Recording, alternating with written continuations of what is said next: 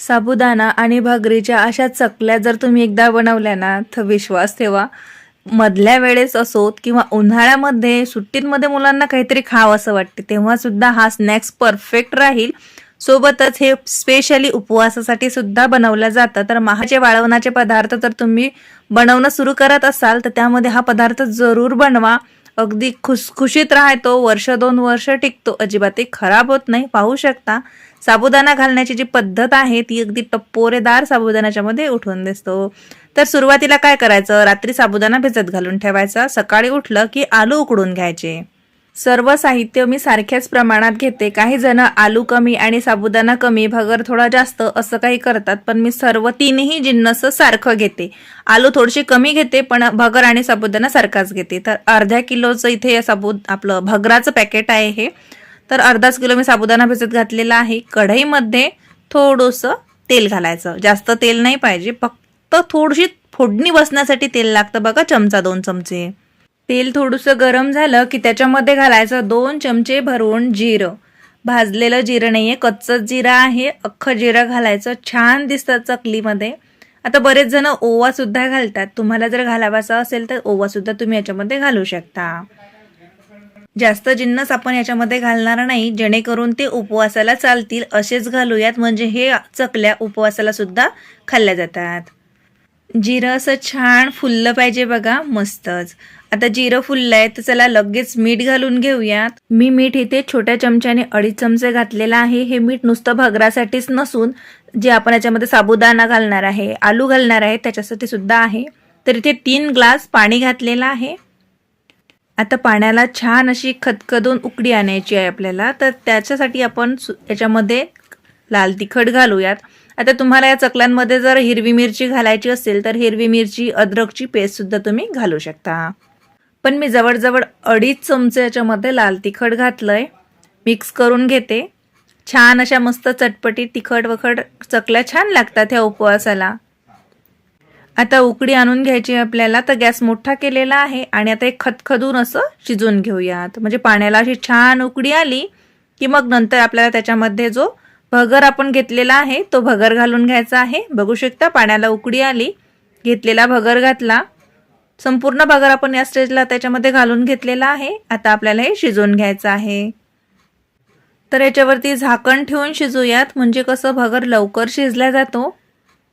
तर गॅसची फ्लेम आता मी लो टू मीडियम केलं आणि झाकण ठेवून आपण हा भगर छान असा शिजवून घेतला. पाहू शकता, जर वरतून पाणी घालायची आवश्यकता वाटली तर तुम्ही नक्कीच घालू शकता. पण भगर असा छान इथे मोकळा मोकळा आणि पण असं स्मूथ सॉफ्ट शिजला पाहिजे बघा, या पद्धतीने. आता हे थोडं थंड करून घेतलं, मोठ्या कोपरामध्ये हा भगर घालून घेतला, कारण गरम खूप असतो आणि आपल्याला हाताने हे सगळं चोळून घ्यायचं आहे. म्हणून आपण तो थंड करून घेतला आणि त्याच्यामध्ये भिजवलेला साबुदाणा, उकडलेले बटाटे छान असे हाताने कुस्करून किंवा मग तुम्ही किसणीवरती किसून सुद्धा हे बटाटे याच्यामध्ये घालू शकता. आता हे सर्व जिन्नस आपल्याला एकजीव करायचा आहे. इथे बघू शकता छान असं चोडून चोडून आपल्याला हे सगळं एकत्र करायचं आहे. बटाट्यामध्ये मोठं पीस जर असेल तर ते हाताने कुस्करून बारीक करून घ्या. वाळवणाच्या भरपूर रेसिपीज मी तुमच्यासोबत शेअर केलेल्या आहेत, तुम्ही त्यासुद्धा नक्कीच पाहू शकता. मी त्याची लिंकसुद्धा तुम्हाला डिस्क्रिप्शन बॉक्समध्ये देईल. आता भगर आणि साबुदाण्याच्या चकल्या बनवल्या जातात, त्या बरेच जणांचे तुकडे पडतात, चकल्या तर बनतात पण ते तुटतात. तर तशा वेळेस काय करायचं, याच्यासुद्धा भरपूर टिप्स आहेत, तर त्या मी तुम्हाला पुढे सांगतेच. सुरुवातीला आपण हे आधी मिक्स करून घेऊयात. पाहू शकता छान असं चोडून चोडून मी हे सगळं एकजीव करून घेतलं. असा गोळा केलाय तर बघू शकता छान गोळा होतोय. आता इथे बघा, ते चकलीचा जो साचा असतो ना, आपण दिवाळीला चकल्या बनवतो, त्या साच्याने ह्या आपल्याला चकल्या बनवायच्या आहेत. आपण टेरेसवरती आलोय कारण ह्या चकल्या आपल्याला उन्हात वाढवायच्या आहेत, म्हणून तिथेच घालायच्या, म्हणजे हे ओलं असताना आपल्याला उचलायचं काम नाही पडलं पाहिजे. नाही तर ओल्या ओल्या जर तुम्ही हे उचललं तर याच्या कड्या पडतात. आणि या साच्याने जसं आपण दिवाळीच्या चकल्या बनवतो ना, त्या पद्धतीने ह्या चकल्या आता इथे बनवून घ्यायच्या. पण प्रत्येक साचा भरताना गोळा जो आपण घेतो तो छान मळून घ्या. त्याच्यात छान असा स्मूथपणा आला पाहिजे, एक लचक आली पाहिजे, म्हणजे चकलीच्या कड्या तुटणार नाहीत आणि मस्त अशा कळीदार चकल्या इथे बनून तयार होतात. आणि हा जो साबुदाणा पण याच्यामध्ये घातलाय ना, अख्खा साबुदाणा, तर तो छान असा टप्पोरा त्याच्यावरती दिसतोय. चकल्या तळल्यानंतर सुद्धा तो साबुदाणा मस्त असा उठून दिसतो बघा आणि चकली आणखीनच सुंदर दिसते. जसं मी आधी सांगितल्याप्रमाणे प्रत्येक साचा भरताना हा गोळा छान मळून घ्या, म्हणजे चकली तुटणार नाही. हे मी तुम्हाला नेहमी यासाठी सांगते की प्रत्येकाची तीच अडचण असते, चकल्या तर व्यवस्थित बनतात पण त्याच्या कड्या तुटतात, वाळल्यानंतरही त्याच्या कड्या तुटतात.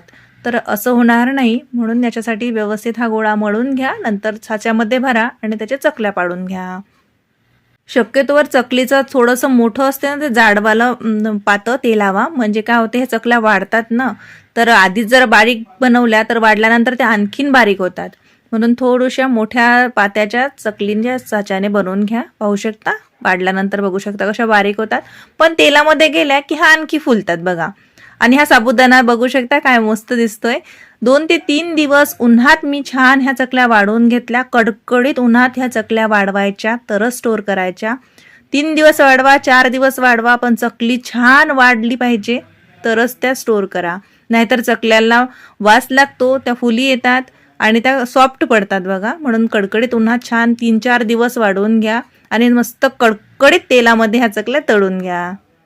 चकल्या तळताना तेलाचं टेम्परेचर हाय असलं पाहिजे. गरम तेलामध्ये चकली सोडायची, म्हणजे छान अशी फुलते. आणि याच्यावरती जो अख्खा साबुदाणा आपण घातलेला आहे तो असा मस्त फुलून दिसतो, उठून दिसतोय आणि आतपर्यंत तळला सुद्धा जातोय. बघू शकता काय खुसखुशीत झालेली आहे, मस्तच. तर सांगितलेल्या सर्व टिप्स लक्षात घ्या आणि चकल्या बनवा. तुमच्या चकल्या सुद्धा अगदी सुंदर सुबक बनतील, खायला तेवढ्याच खुसखुशीत लागतात. तर नक्की बनवा आणि तुमचे अनुभव माझ्यासोबत जरूर शेअर करा. तर चला भेटूया नवीन व्हिडिओमध्ये. तोवर नमस्कार.